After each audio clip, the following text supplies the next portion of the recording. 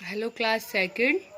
आज हम आपकी हिंदी की बुक में भाषा ज्ञान पार्ट 2 का भाषा ज्ञान पृष्ठ संख्या है आपकी 14 पढ़ेंगे।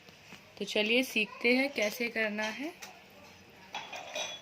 हमारा प्रश्न नंबर 8 है, शुद्ध वर्तनी में लिखो। क है आकाश। आकाश तो कुछ नहीं होता, इसका आपका आएगा आकाश, है ना।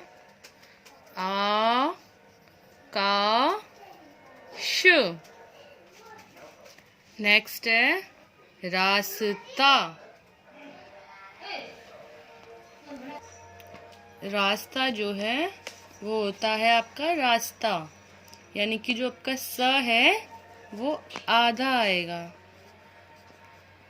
ये सारे शब्द आपके पार्ट 2 में ही लिखे हुए हैं। यहाँ से आपको ये वाले शब्द अच्छे से ढूंढने हैं, फिर इनको सही करके यहाँ पर लिखना है। अब आते हैं हम पृष्ठ संख्या 15 पर।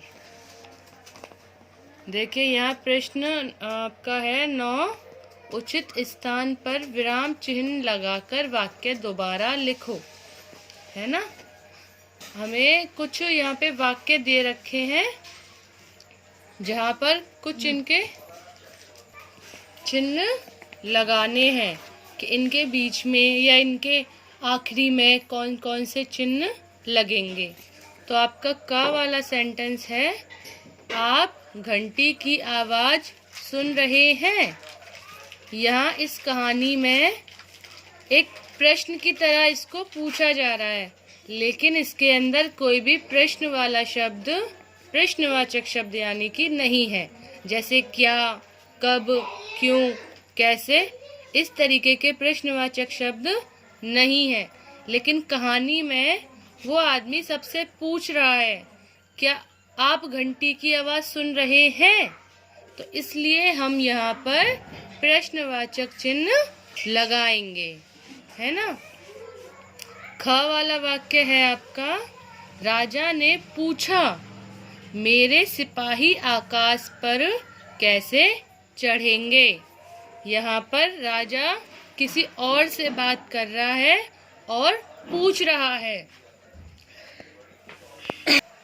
तो यहाँ पर राजा किसी और से बात कर रहा है, इसलिए राजा ने पूछा।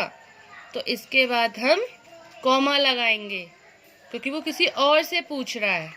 और आगे का जो वाक्य है, मेरे सिपाही आकाश पर कैसे चढ़ेंगे, तो इस वाक्य को हम अवतरण चिन्ह यानी कि उल्टे कॉमा में बंद करेंगे।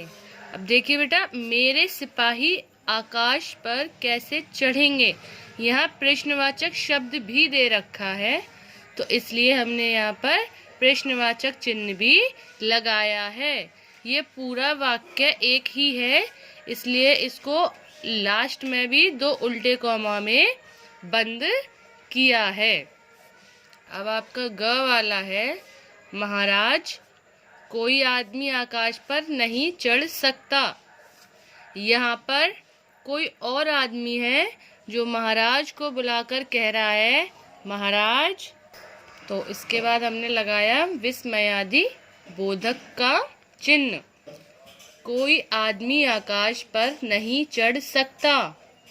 तो यहाँ पर इनकी बात खत्म हो गई। तो हमने यहाँ पर भी इन्हें ये विस्मयादि बोधक का चिन्ह लगाया और पूरे वाक्य को 2 उल्टे कॉमा में बंद कर दिया। अब आपका घ वाला है, उसमें छोटी सी घंटी बांधी, इसमें किसी से कुछ भी बात नहीं हो रही है। ये एक सिंपल सा वाक्य है, तो इसमें हम क्या लगाएंगे, पूर्ण विराम। ठीक है। अब आपका प्रश्न 10 है, वचन बदलकर लिखो। वचन यानी कि हमारे 2 तरीके के होते हैं, एक वचन और बहुवचन।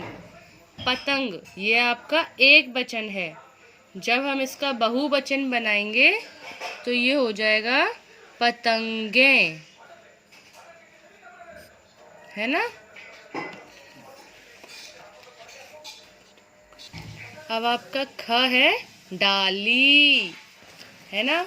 अब डाली का डाले तो हो नहीं सकता, डालियां लिखेंगे इसका हम। तो डा, हमेशा ध्यान रखिए बेटा, किसी एक वचन शब्द पर अगर बड़ी ई की मात्रा आती है तो वो छोटी ई में बदल जाती है जब उसे हम बहुवचन बनाते हैं।